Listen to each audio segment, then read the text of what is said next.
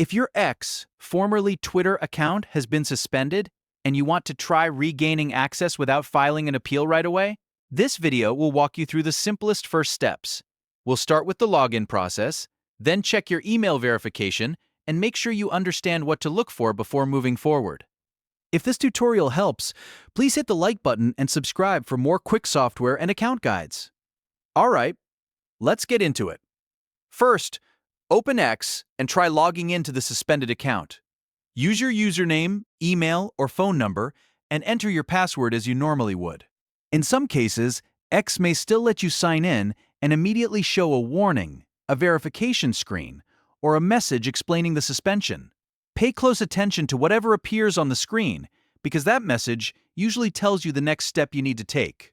If the account is suspended but login still works, the platform may ask you to confirm your identity before anything else.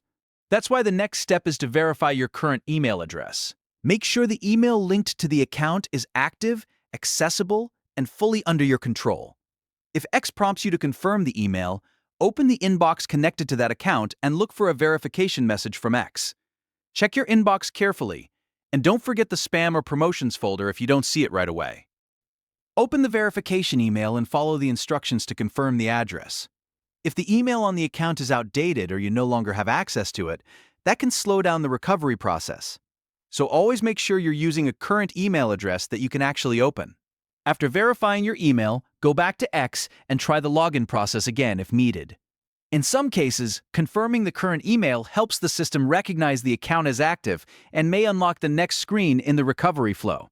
If you are given any security prompt, read it carefully and complete it exactly as instructed.